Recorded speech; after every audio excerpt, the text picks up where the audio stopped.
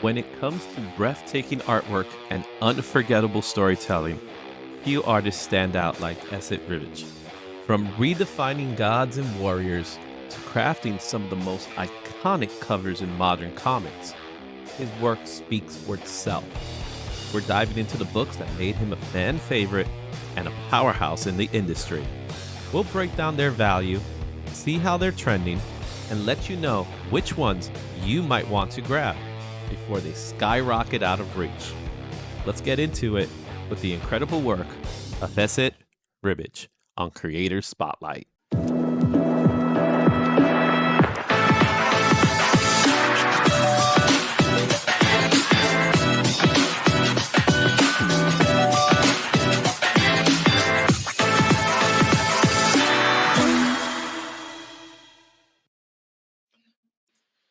Today's Creator Spotlight, we're going to be focusing on the art of Esad Ribić. I hope I get his name right. I apologize if I did it, but that's who we're going. That's who we're covering. He is an amazing painter who does interiors. That's one thing I love about his art style, is that he does a lot of interiors. He does covers, but the guy does the interior work. Yeah, I've looked this up once. I saw that it was him, and I don't have a ton. I think I have about 79 covers, and I didn't realize how many I had until I started looking at the books, because I wasn't super familiar with his name. But just amazing talent for sure. Yeah, and he's done work in books that people consider to be modern classics. Yeah, and we're going to look at him. He's done covers for some. He's done interiors for others, and we're going to look at both. Creator Spotlight has been a hit. You guys have been coming out, watching the videos, liking the videos, leaving your comments. I really do appreciate it. This has been one of the shows, one of the segments that I honestly, I was told that this wasn't going to be as hot, and it seems to be the best segment of the show. And I'm happy to do them. I look forward to doing them. It's a lot of work, guys. Yeah. It's a lot of work, but it's well worth it. So let's go ahead and take a look at the artwork, and let's talk a little bit about Esad. Esad Ribić is a celebrated comic book artist known for his dynamic storytelling and stunning visuals, starting his career with short strips and illustrations for Pavla magazine and Jacenper Yishnich. I got nothing. Ribić transitioned to high-profile projects for Marvel Comics. His standout works include Loki, Jonathan Hickman's Ultimate Comics, The Ultimates, and Jason Aaron's Thor, the God of Thunder, which earned him acclaim as one of the best Thor stories. He's also illustrated Marvel Secret Wars, receiving widespread praise for his art. Ribić later worked on Versus, Conan the Barbarian, Exodus, and King Thor. He's also drew Internals and will illustrate the upcoming Aliens versus Avengers miniseries. Actually, he is illustrated. It's already out. So we'll have to fix that a little bit later. So I'm going to say that again. He's drew Externals, and he's currently working on Aliens versus Avengers miniseries. So he doesn't have a standalone website. What he does have is he has an Instagram, and his Instagram is his Esad Ribić art. So you can look at his work. You can find pieces of his art around. They're great. They're phenomenal pieces, and it's just absolutely gorgeous. So let's take a look at his first work. The Crimson Nun. This came out in 1997 for Antarctic Press. Raw, the high sale for Raw was $5. That was in 2022. Final sale was $3. This book goes for about $3. There are no recorded slabs, and this is his first published work. He did the cover. Another one that you can pick up for next to nothing, and there's no graded copies of it. I really truly believe, I've said it before, that the segment that seeks first artist work and first Batman drawings and all that stuff, that's the easiest segment to find mostly affordable books at. Mhm. This is one of those books that it may be hard to find it though. Yeah, you maybe in a convention you'll find it where there's a lot of dealers, but it is Antarctic Press, so I'm sure there's a low print value for it. However, it's not a book that people are hunting out because, let's be honest, the Crimson Nun. You know what I mean? So until today, no one heard of it. yeah, unless it gets optioned. Once it gets optioned, yeah, forget about it. You know what I'm saying? Forget about it. But it is nice to know that this is one of his first pieces. He's done a couple of other books with Antarctic Press where he was doing mostly cover art, and it's proof in this image here. It's great. Not exactly original, but as far as the character goes, because we've seen nuns with guns, because people like nuns with guns. Yeah, I don't know what that is. Yeah, so that's his first book. Let's take a look at our next book here. This is his first published DC book, which is Four Horsemen #1. This came out in 1999 for DC Vertical. Just like before, $3 across the border for this book. That was the high, as well as the last sale. He's doing the Four Horsemen, which is pretty darn cool. Yeah, I've never even heard of this book before, especially from DC. Just looking at the title, I would have guessed it was something to do with the X-Men, but from DC, it's a great cover too. I like it. Yeah, and apparently he started working on DC before he became almost exclusive with Marvel. Like, we're going to be looking at a lot of his work, and a lot of his work is Marvel. Yeah. So, or his early work has some DC stuff. This was one of the last Vertical books because Vertical just stopped. It's back today, but this is one of those books that today people are not talking about. It's the Horseman. Yeah. Who doesn't talk about the Horseman? So, really cheap book. The whole series is pretty cheap. You can get the whole series for $3 a book. Okay. Our next book up, X-Men Children of the Atom #5. This came out in 2000 from Marvel Comics. Another book that across the board was $3, and it still remains $3. This book was done with Joe Casey, in which he did the cover as well as the interior work. So this is his first Marvel Comics. That's a good way to start with some Magneto. Yeah, and I looked up this one as soon as I saw the cover to see if I had it. But I was just remembering wrong because I have the newer version of Children of the Atom that they just did after, just before the fall or Return to Ashes or whatever it was. Yeah, and he has a run with X-Men titles. There was another book called The Brotherhood that I owned, and I had no idea he did the work on it. Yeah, same. Yeah, so, and it's one of those books that no one talks about. Yeah. So he has his hand in a couple of books. Let's take a look at our next book here. This is one that I think is when he started getting noticed, and that's Wolverine 181. This book came out in 2002 for Marvel Comics. It's going for about $3 high. However, a 9.8 goes for $19. Just send it over, Izzy. Just send it to me. I have this book. Yeah, in me fact, too. I own a couple of these books because it was kind of he had a way of drawing Wolverine a little bit different, but you still knew it was Wolverine, if that makes sense. Yeah, this is one of those artists that, for whatever reason, during the time, like, I have a lot of these books, and I didn't necessarily pay attention to who was doing them, but I love them. Like, we're going to get to most of the books that are in this list once we hit all the Marvel stuff. It's like I have them, and I thoroughly enjoy them. Yeah, they're beautiful covers. They're painted covers. There's some fine detail in these covers. This Wolverine is one of the awesome ones. Again, this is his first Wolverine cover. He's going to be doing more Wolverine to come. So, speaking of which, he also did the cover for the relaunch. Wolverine #1, $66 and 9.8 was the last sold. Very fine if this book is at $3. That's also the raw fair market value. $46 is what you could get a 9.8. This was cover art by Esad Ribić. This is what I was talking about. You knew it was Wolverine, but his hair is not what you normally remember it as. Yeah. Yeah, you didn't, hold on to that classic style, but you know who it is.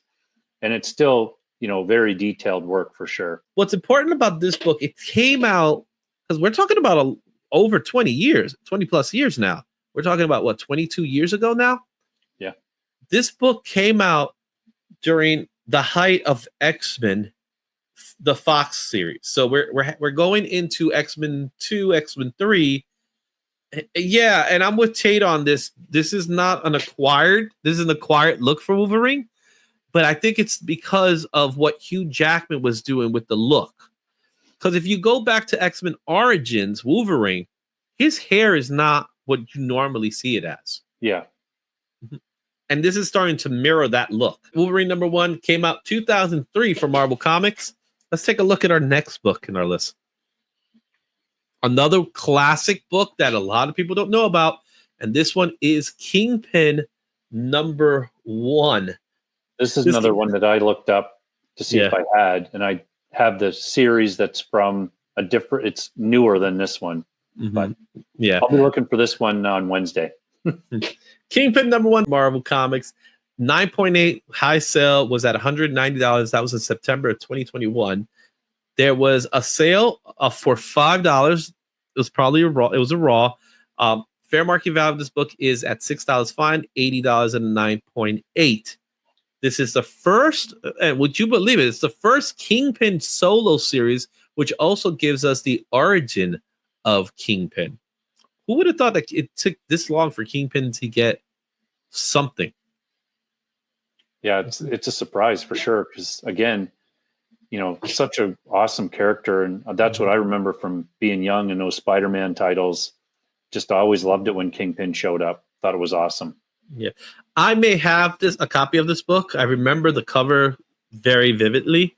It was at a time where comics was just like everybody was throwing characters. This was written by Jones. It wasn't drawn. The interiors was not done by Ribic. It was done by someone else. He was doing the covers, but it is an amazing cover. Let's take a look at our next book. This is the big one. It's Loki #1. This came out in 2004 from Marvel Comics. A high sale of this book is at $170, 9.8. That happened in July of 2021. Last sale of this book was $20 at a raw. The fair market value of this book is at $9 for a very fine, while you could get 9.8 for about $107. A first solo title for Loki. And it's considered to be a critically acclaimed series featuring the cover and interior by Esad Ribić. This one I missed when it came out, so I don't actually own this one. So I've never actually read these books, so I'll have to try to find these ones as well and check them out. This series was intense. It was so good. It was one of those series where Loki won, as you can see by the image with Thor in the cover. Loki won, and when it came out, people gravitated towards it. Now, it was a hot book. It was definitely a trending book during its time, and it had a lot to do with the fact that the Thor movie hasn't come out yet. We're several years away, so we never had an anti-hero Loki. This Loki was just a plain bastard. Yeah, you know what I mean? Like he was not liked, and he treated Thor like garbage in this series. And the interiors, which are done by Ribic, are amazing. I always say, like, when I'm going through the new books, just to give people perspective, if you look at a book like this and you open it and pick any small panel, on any page and look at it, if there's detailed work there, you're dealing with, someone that's taken their time and has had the time. And when you look at his interiors, you can see that very easily. Yeah. And the fact that it's all painted, like he's painting this is not digital art. This is straight up paint he's using. So there is some time being done. You can't erase mistakes. No. Not in this particular instance. And it's so wonderful to look at. I would love to see the original art pieces, which I have seen some of them. And it's just amazing looking at the amount of detail that he's done on his work. Oh, yeah, I can imagine. Here is a sleeper. NYC Mech number 5. This came out in 2004 for Image Comics. Across the board, this book is $3. It is the first published Image Comics featuring his art. I cannot tell you what this story is about. I don't know what this story is about. It's his first Image book. I mean, I like the cover. I think it looks cool, but I have no idea. I've never even remotely heard of this book. So again, you know, I'll look for it on Wednesday, but I doubt that they'll have it. Yeah, I'm just trying to see what's going on in the image. Like, he's taking a photo of himself using a digital camera that's connected to a USB hub. Quite creative. I don't know what NYC Mech is, and I'm from NYC, so I can't answer that. But it's a pretty striking cover. Yeah. All right, here's a big one. Black Panther number 2. This came out in 2004 from Marvel Comics. The high sale of this book is at $1,300 at a 9.8. That was in August 30th of 2021. The last sale of this book was $37 for a very fine. Near mint of this book goes for $27, and 9.8 go for $118. Now, why is this book so high? It was because it was the first appearance of Shuri, and Esad did the cover for this book. Look at that change in value from the pandemic pricing to now. It's amazing. Mm-hmm. Not to mention, because it's the first appearance of a major character that will eventually star in an MCU project, that's what drove the figures of this book. Yeah, for sure. Mm-hmm. Now, to get this book at $118 for what it was, yeah, that's nuts. I don't think this book is going to ever reach that goal again unless they do something major with Shuri. But unfortunately, I don't think Shuri has gravitated with the fans as much as people wanted it to. Yeah, no, I don't think so either. It's still a book that people will probably still be hunting for, but not at those values. No. Mm-hmm. House of M number 1. This book came out in 2005 from Marvel Comics. 9.8 high sale was $140. You can find this book for about $15, and that was the last sale. 9.8s are roughly at $140. And this is the story of when Wanda Maximoff, Scarlet Witch, alters reality. It's a crossover event featuring the X-Men and the Avengers. This event was pretty substantial. Ribic did the covers for the book, while Oliver Coipel did the interiors. What's your thoughts on House of M? No more mutants. Great idea. I love the whole story arc, the whole thing. Like, some of them were, you know, instantly killed because they were flying or whatever. I love the story and how it played out, and I just thought it was really cool. I do have to go back and reread it, though. I haven't read it for a while. Yeah. It was one of the better events at its time, right? Yeah. It was, you know, you had Civil War, you had House of M, and when it came out, it was like, oh, damn, we didn't know Scarlet Witch was that powerful until we seen this, right? So this is showing how powerful she really was, that she's an Omega level mutant, and what she eventually did, because she altered reality in this story, and there was some other crossover events that came along with House of M proper. I enjoyed the series. I really did. Yeah. And I have two copies of this book. I have this one and I have what's called the director's cut. Fun book, fun title. Great stuff. Mm-hmm. Issue 7 is the one we're going to talk about that you just mentioned. That one came out in 2005. $145 and 9.8 was the high sale of this book. You could get this book for about $3. That was the last sale. And however, the very fine goes for $8, $60 at a 9.8. What is the significance? This is the book where she utters the words, "No more mutants." Bam. And you're right. Like, you had no idea that that Scarlet Witch could do that. At least I didn't when I was reading this. I didn't know a lot about that character. And then reading that, it's like, what just happened? They're not mutants anymore. Yeah. Holy. And they're on the run. There's only 198. There was another series that followed it. I have that series too. It was so good, man. And I'm upset that the MCU never really took that seriously, which I think is a problem that the MCU has in general, where they take parts of a story, but what made that story important is not here. WandaVision was kind of supposed to be that, and it wasn't. I still enjoy WandaVision. Don't get me wrong. I enjoyed it a lot, but what WandaVision was doing it was doing a House of M without the heroes. Yeah. And that was the part that really kind of got me. It's like I enjoyed it. I liked watching it. I thought it was intense. I enjoyed every bit of it. I was just upset that we didn't get a proper House of M storyline. Yeah, I mean, that's a classic thing that's happening with those movies where, for whatever reason, you have a writer that's written a great story, a great series. It stood the test of time, but you don't use it. You just pull little bits that you want to use. It's got to have to do with money, and they want to have their own stamp, and they have to write X percentage of original content or something. I don't know, but it just seems like a waste to me. Yeah, and what the movies that we like are the ones that take the elements of what that story was and put it on screen. We don't want a 1-for-1 ratio. We want something that's a little different, but good enough that we could say, yeah, this is the original story. Go read the original story, so you could understand what's going on.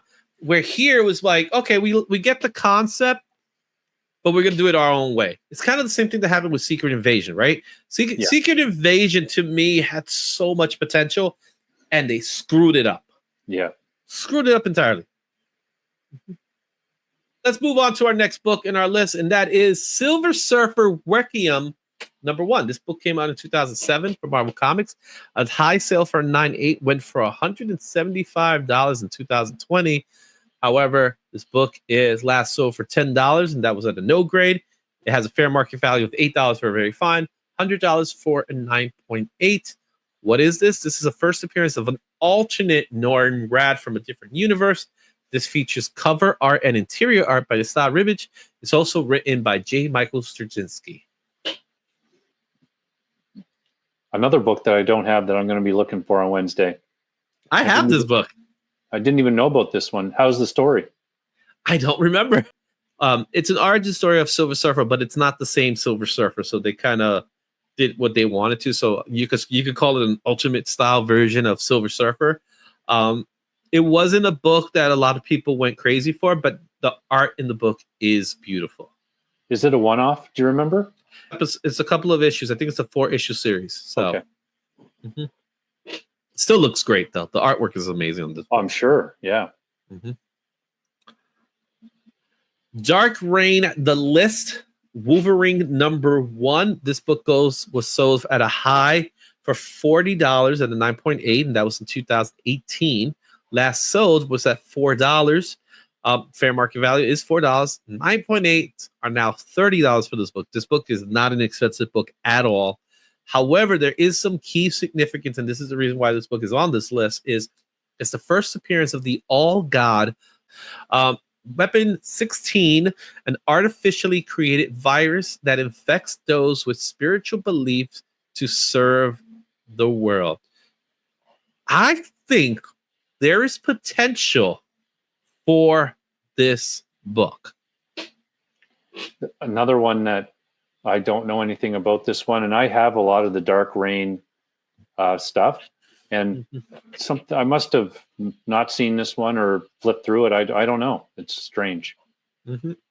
It's a book that, again, this is a quintessential dollar bin book.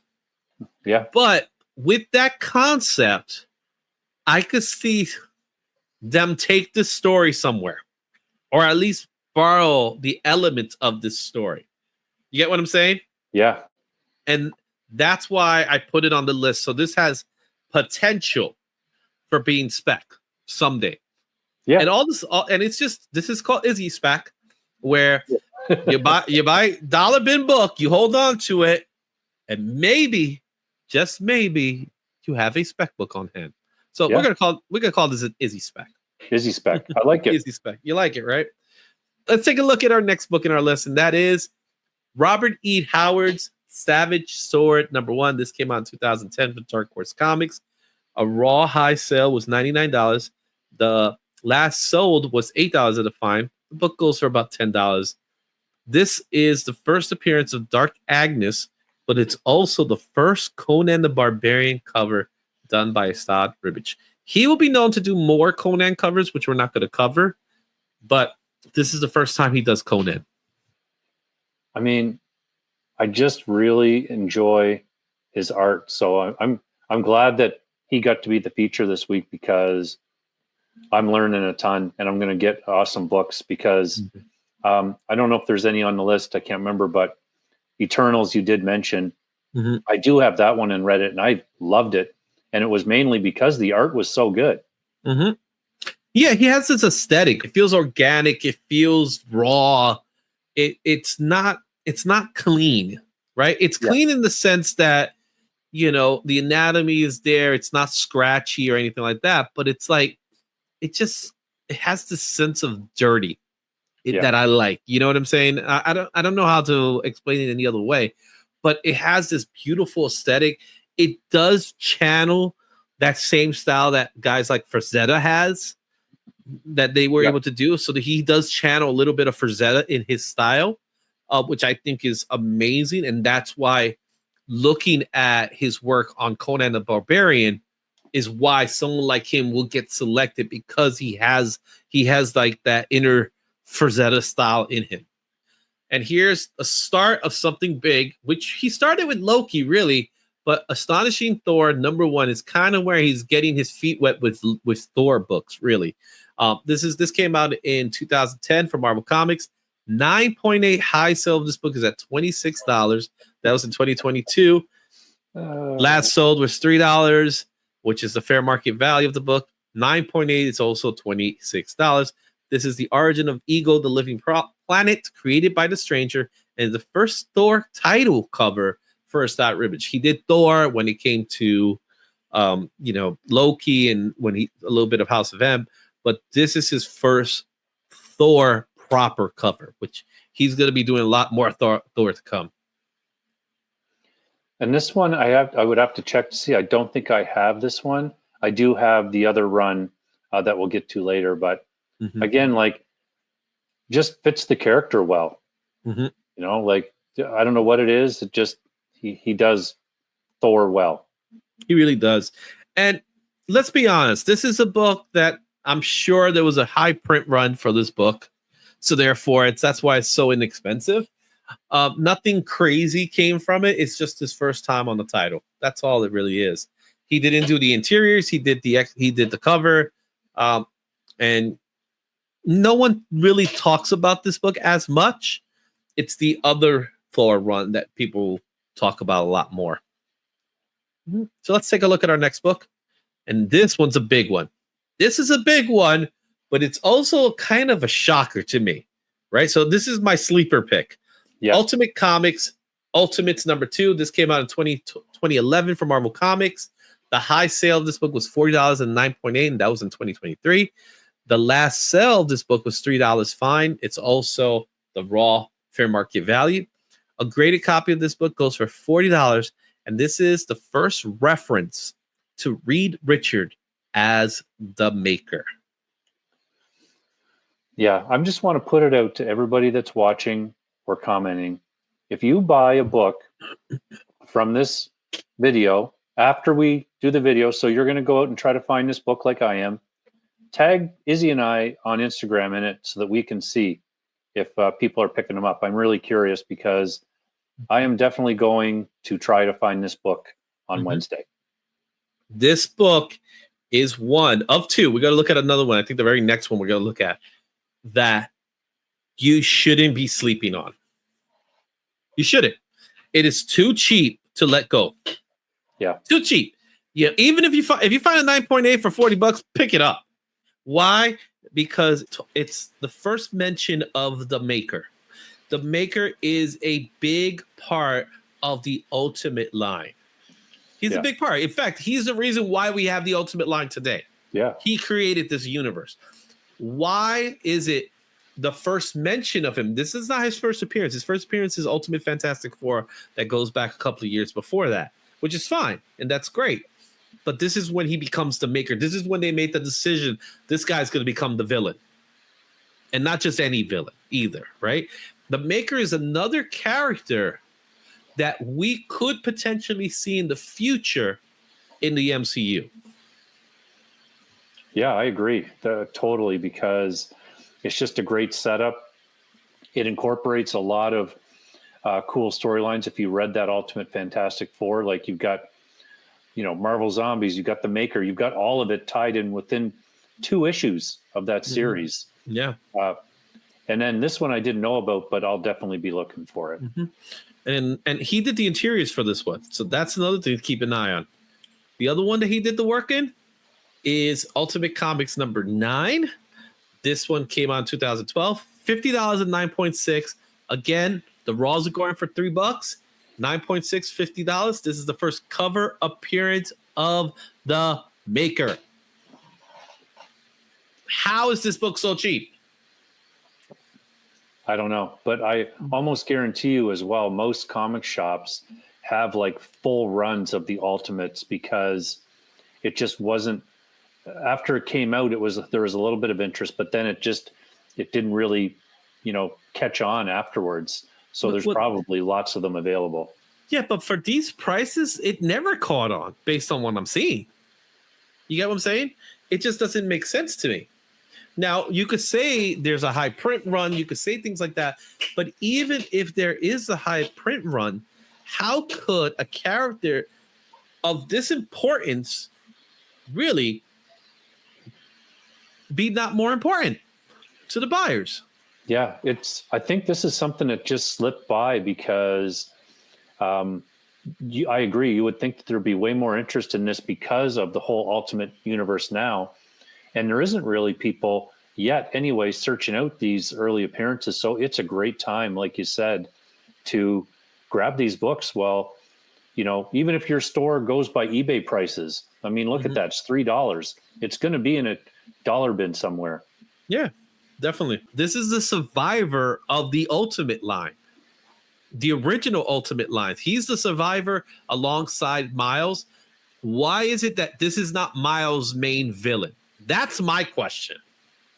Like Miles, you know how Miles doesn't have a villain attached to him just yet? Like his villain, like Spider-Man's rogues gallery is so immense, right? Yeah. That Miles is taking his villains, but Miles doesn't have his own proper villains. The Maker should be Miles's proper villain. Never thought of it, but you heard it here first. I totally agree. I never thought of it that way, that he doesn't have like an arch enemy or some constant person, whereas Spider-Man has 12 or however many. Oh, Spider-Man has more than 12. You know what I'm saying? There's like dozens of it. Next to Batman, Spider-Man's rogues gallery is immense. But the Maker is just a character that I don't understand. Why is it he has his first appearance, this version of him? Why people are not gravitating to it? I don't get it. It baffles me. Let's move on. Thor, God of Thunder, number 1. This book came out in 2012. This at a high was at $600 and 9.8 in 2022. Near mint value of this book was $14 the last sold. It goes for about $10 near mint. 9.8s are going for $79. This features the first appearance of King Thor, the Thunder God's future elder self. Also features some other first appearances.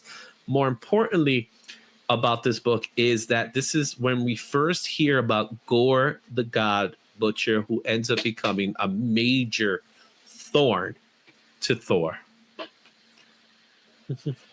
Yeah, this is another book I missed out on, but I did, in just enough time, go back and get all of the other keys of this run. So I think I have 6 issues from this run.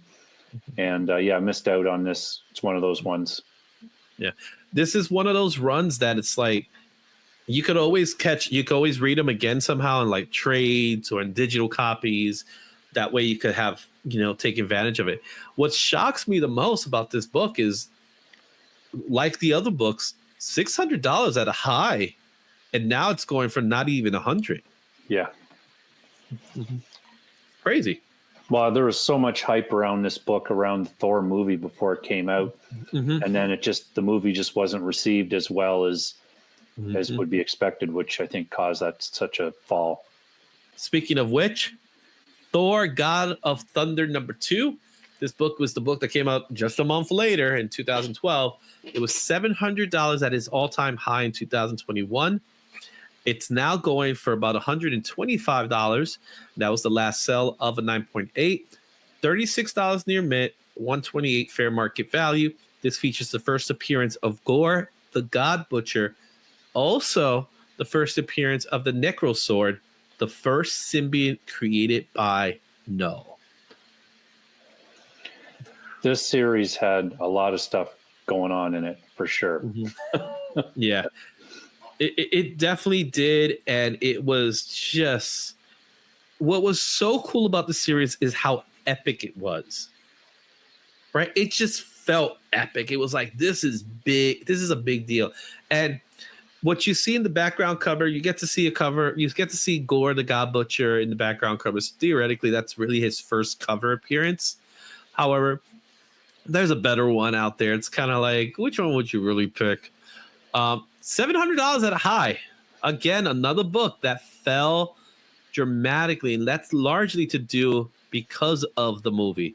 Love and Thunder was not a good movie. And Gore the God Butcher was wasted. Yeah. And I wouldn't say that Bale did a bad job with the character either. I thought he looked great. I just think that the story lost its way. Like, again, we talked about it earlier. If the writers just would have stuck with what was great in the story and used it, it would have paid off in the movie. Yeah. Whenever he had scenes, first of all, what they did with the cinematography was great, right? When his scenes were like, everything was kind of like black and white. And he was scary looking. The problem is his title is Gore the God Butcher, and you don't see him kill any gods. Yeah. And how can you do that?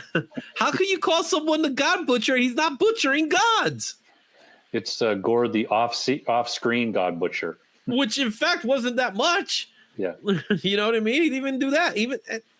Which made it kind of hurt my feelings. There is a second printing. The second printing is the blue footer. So during this time, Marvel had a tendency of making second printings, and all they did was change the bottom. The second printing of this book is actually going for $850. That's really at the same time, but now it's sold for $90 at 9.6. Near mints, however, are still pretty high at $174, while 9.8 was $160. This is the rare occasion where the near mint is outperforming the 9.8s. Yeah, go figure. Yeah, it happens sometimes. No one really understands why, but this book at one time was $850. Would you believe that? No, that's crazy. Here's the other book I was talking about, which is the first cover appearance of Gore the God Butcher. This goes for about $300 at a 9.8. That was the high sale of this book. Now it's sold at $11, and $25 is the fair market value, while the 9.8 has dropped to $51.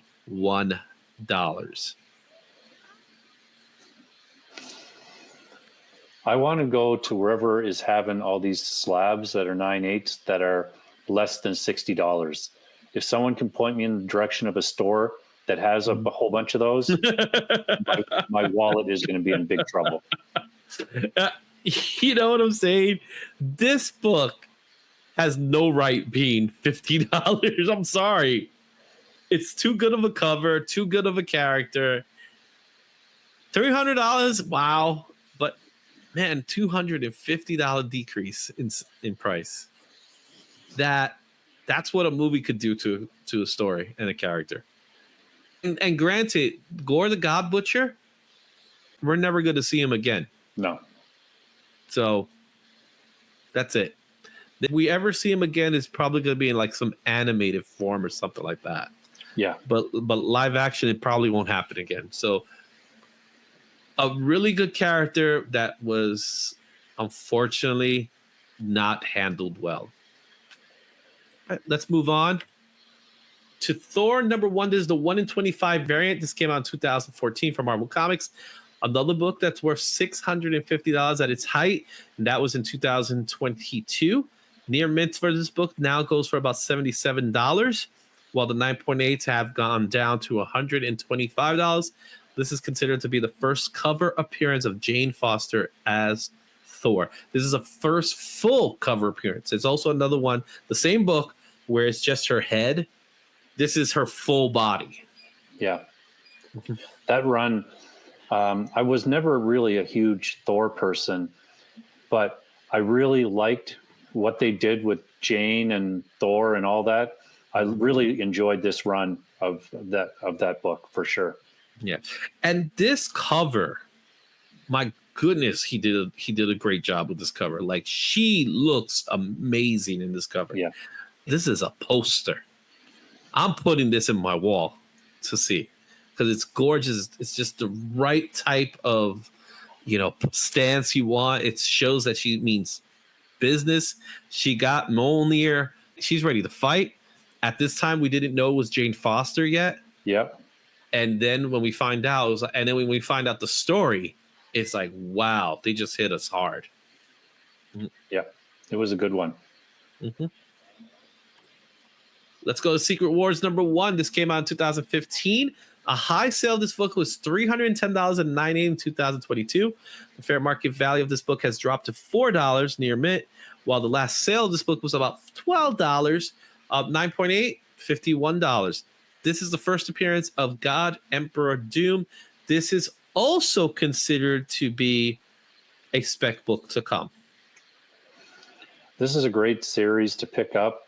I just bought the trade of it, which was a little bit hard to find, but still it's a great version of it.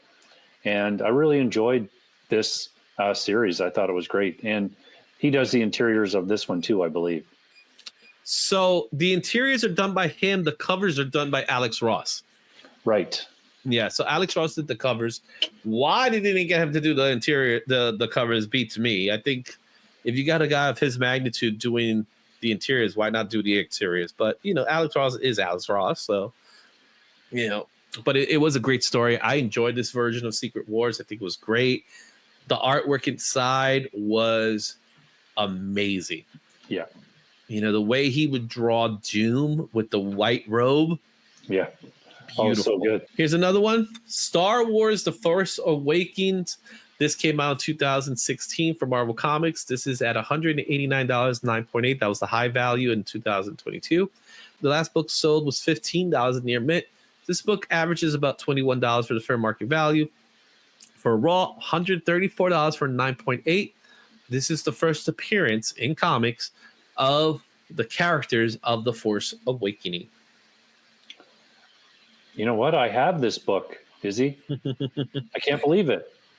I have a blank version of this book. This book was a spec book a little while ago when they announced that Rey was having her first Star Wars movie. Yeah. However, we don't know much news about that other than it's still a go. But it's amazing how this book is kind of just treading along. Yeah. Especially like people always seek those first appearances of Star Wars characters. And, say whatever you want about maybe the last movie, but I thought Kylo Ren was an awesome character, especially at the beginning. I just thought the whole setup was cool. The lightsaber was cool. His helmet. I liked it all. I thought it was cool. So the first movie, let's be honest, it was a carbon copy of Star Wars. But I didn't hate it. Yeah. I was fine with that, right? It's when we got to the second movie and then the third movie that they were like, okay, we want to tell you something. We want you to think differently about this. And it was like, Can't I just enjoy the movie and not be taught a lesson about life? I know. I think that's the point that people forget, that we go to the movie so we could forget about things, not that we could be reminded about how bad life really is. Yeah. There's just certain things that there should be good and evil. Let's leave it at that. Why do you have to dissect the whole thing? And that's the part that got irritated me about The Last Jedi in general. The movie was not what everybody expected it to be, and as a result, it suffered. Star Wars: The Force Awakens #1.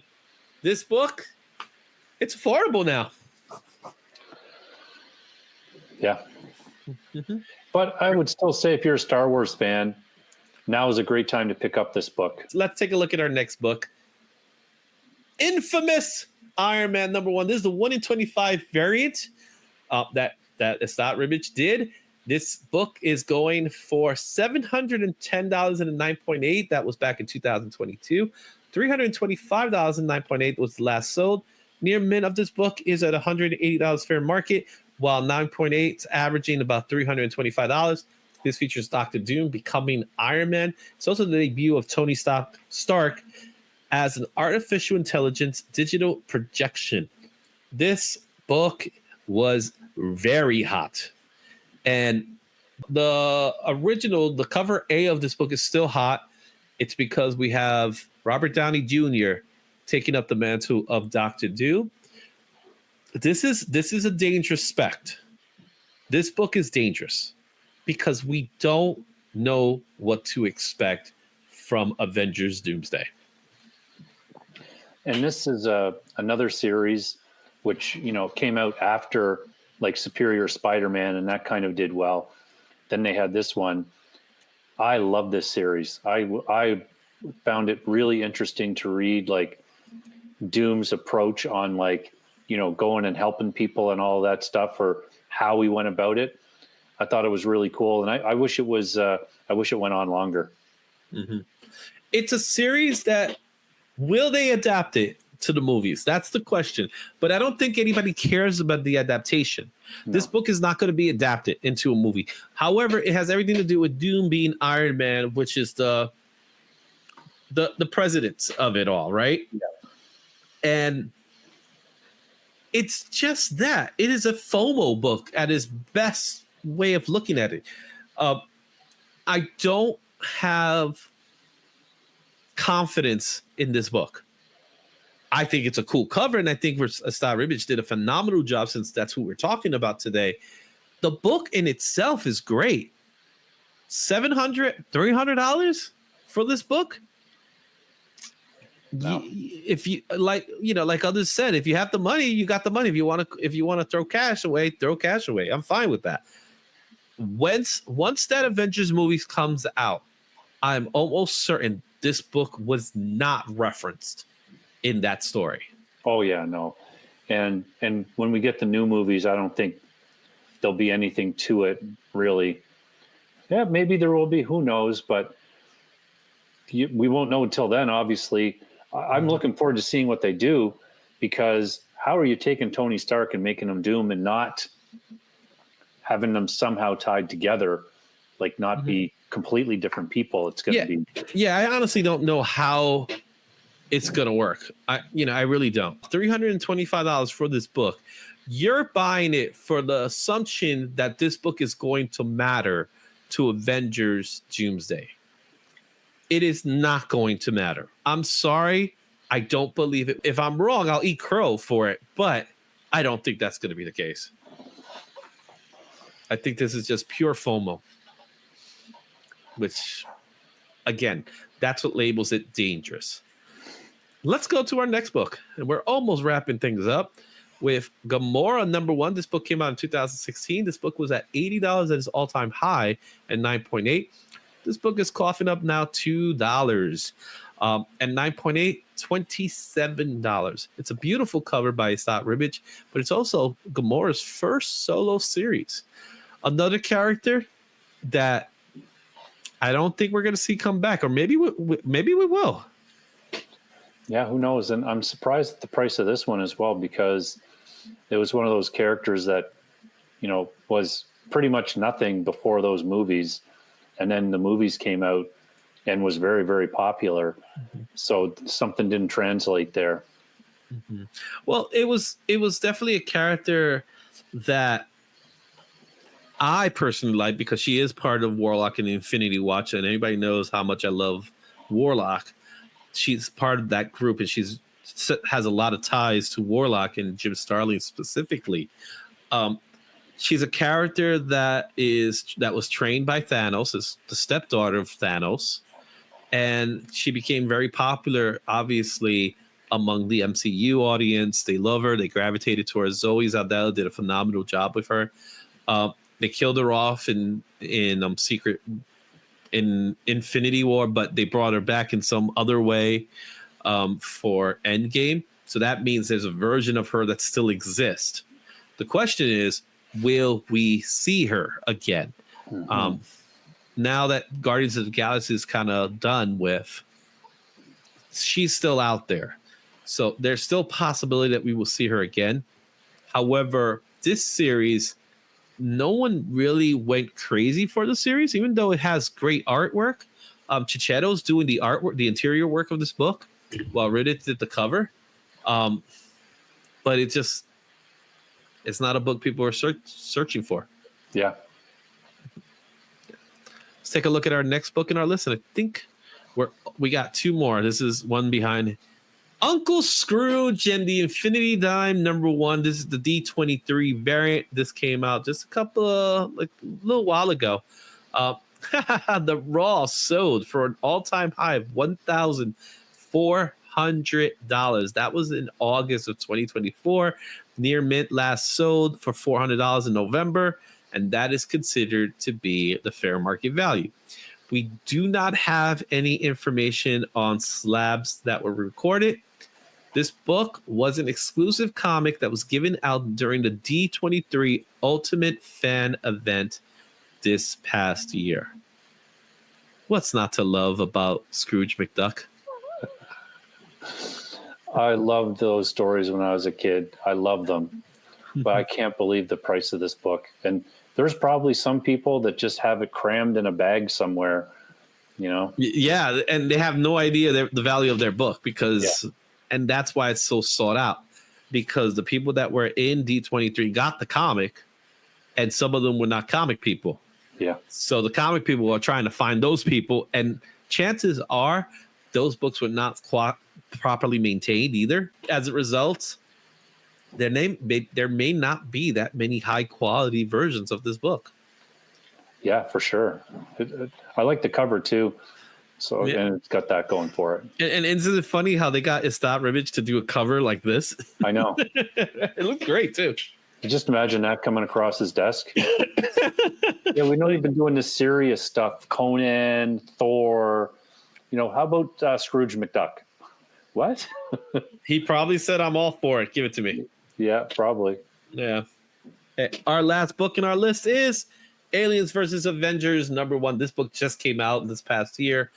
9.8 is going for $130. That was the last high sale. This book sold at $5 just past week. Near mint value of this book is about $10, with 9.8 going for about $81. This is Avengers vs. Aliens in an alternate universe. It's also the introduction of Miles Morales' face hugger suit. It's a fun story.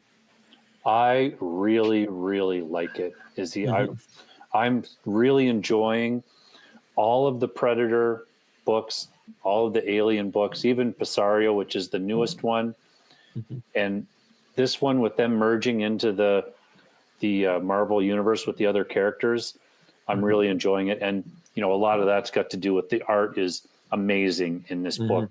Like you're getting his current, up-to-date, like this is him at his peak right now. And it's really good. You have Hickman writing. You have Ribic doing the interiors and the covers. It's top-tier talent on a book that probably shouldn't be a top-tier talent book, if you understand what I mean. Right? Yeah. It's a book that's like, okay, we got this book, but they said we want a good book, we want a good writer, we want a good artist. What do you think? And this book has performed well, and it continues to perform well. Even though the last sale of this book was $5, it still performs well. Yeah. This is the type of thinking that I wish Marvel would apply to like Amazing Spider-Man and their premier titles, is to sit down and go, let's put out a great product. And that's clearly what is going on here. Agreed. All right. So there you have it, guys. That was Creative Spotlight with Esad Ribić. What an amazing artist. He's just getting started. You know what I'm saying? I think we have so much more coming from him. Be on the lookout for more of his work. He's currently been doing Aliens versus Avengers. I'm sure they got another project lined up for him. I want to see him do more. I want to see him one day go to DC and do some work there. He has not done much work in DC besides the vertical titles, but I want to be able to see more of that. Yeah. So there you have it, guys. Let me know in comments. Do you have these books? Do you not have these books? Are there some books that you want to grab? Are there some books I left out? Let me know in the comments, and I'll definitely respond to your comments. So thank you so much. Really appreciate it.